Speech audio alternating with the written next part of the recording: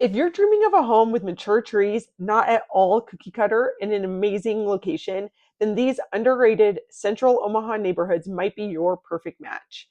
My name is Morgan Putnam, and I am a local real estate expert. Let's check out these neighborhoods.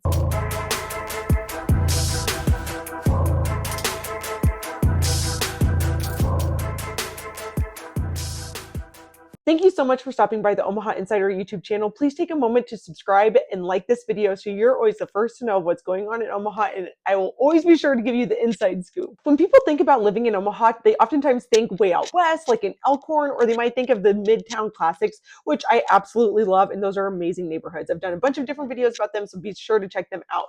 But right now we're talking about that sweet spot right in almost like basically Central Omaha at this point, between 120th and 132nd, just south of Dodge and north of Center. This kind of Central Omaha. So this did not start off being Central Omaha at all. Obviously, it started off as being completely suburban to downtown and to the midtown, more high density parts of Omaha. However, it has turned out to be basically Central Omaha at this point, now that Omaha sprawls from 10th Street to 204th.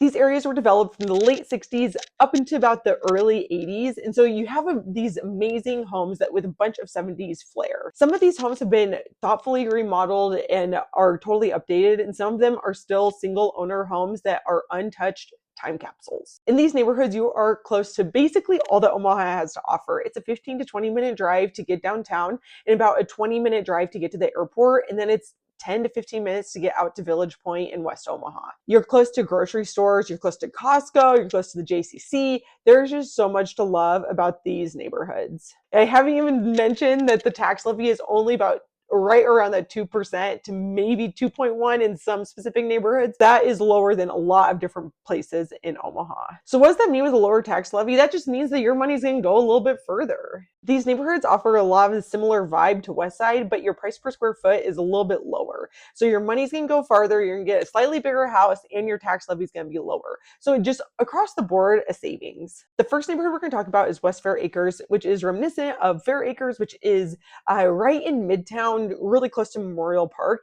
And so these homes tend to be larger lots. This is the most expensive neighborhood in this little part of Central Omaha that we're going to be talking about today, because the homes tend to be pretty large on large lots. So the average size of the home is between 3,000 and 6,000 square feet, 4 to 6 bedrooms in these homes, and around 4 to 5 bathrooms in these homes. The average sold price is $582,000, and the most affordable home that sold was $465,000, all the way up to about $850,000 in the last 6 months. So these are large homes, and a lot of them are 1.5 stories. Some of them are ranches, and they're really sprawling ranches, and then some of them are just traditional 2 stories. So you have the full gamut, and a lot of these are being built in the 70s, so they have unique architectural elements. You're getting a great price for this size of home. In Westside, this home would be pushing about anywhere from $800,000 to $1 million. So again, you just get these big mature trees, these big lots, and some unique homes. All of these neighborhoods that we're talking about today are in Omaha Public Schools, and they are not in Westside or Millard or Elkhorn. So these other neighborhoods that can really drive up the tax levy and the cost of the home. And so sometimes I've noticed a trend in some of these neighborhoods that folks who send their kids to private school, they might live in these neighborhoods because they are less tied to a school district, and it still is a great location. So you can easily get to any of the private schools in Omaha from this neighborhood, and you get these large, gorgeous homes for a great deal. The second neighborhood we're going to talk about is Wedgewood. Wedgewood is just a little bit more south than West Fair Acres, but still north of Pacific Street. There are some townhomes in Wedgewood, and that's probably what's most well known for are these townhomes, but it's also attached to a neighborhood with a bunch of single family homes. And again, some of these are ranches, some of them are 2-story. These homes are more affordable than West Fair Acres. The average sold price in this neighborhood is $341,000, and the most affordable home that sold was $225,000, and that was a townhome. And the most expensive home was $769,000, but that was very updated and very nice. Again, this neighborhood offers great mature trees, and the lots are just a little bit smaller than West Fair Acres, and overall still an incredibly charming neighborhood with that amazing location. It's just close to everything that Omaha has to offer.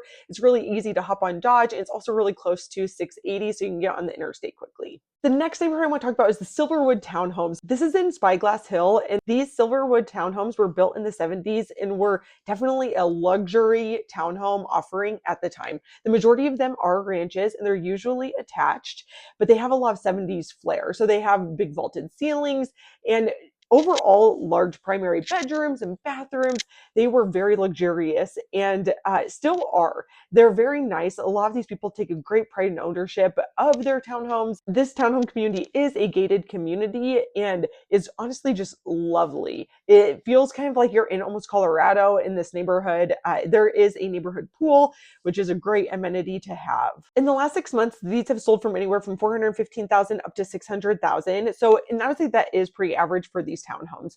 Some of them that are more updated will sell closer to that 600,000 price point, but ones that are not updated sell closer to around 400,000. This neighborhood does back up right to the interstate. So one of the cons of this neighborhood is that it does have a lot of interstate noise. However, the trees help buffer it, especially when they're leafed out in the summer. And there is a great sense of community with the folks that live in these townhomes. It is not 55 plus, so it's open to anyone.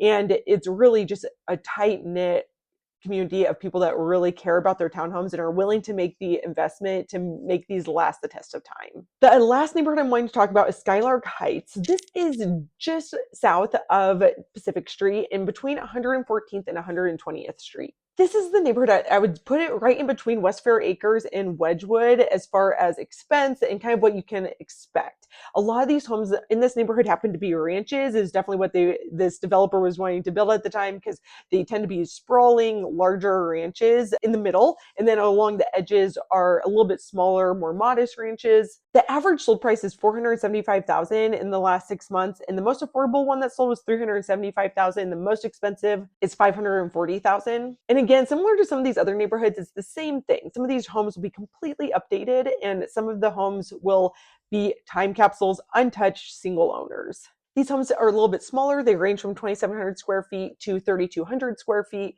and are anywhere from 3 to 4 bedrooms to most of them have 3 bathrooms, but one of those bathrooms might be a half bath. This is a fabulous neighborhood for folks with kids because they have large yards, but it's also really accessible to all ages because so many of them are ranches, so you can really age in place if that is a priority.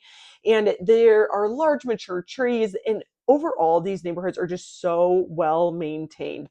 True pride of ownership across the board without them having HOAs. Of course, Silverwood has an HOA, and so do the townhomes in Wedgewood.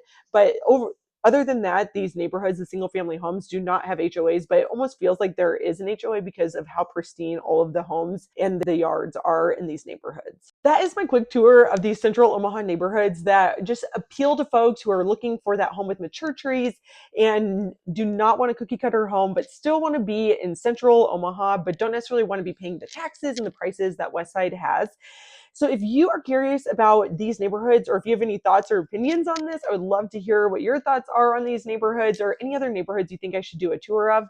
My name is Morgan Putnam, and I am a local real estate expert. If you want to get in touch with me, feel free to comment, or you can text me at 402-720-9886.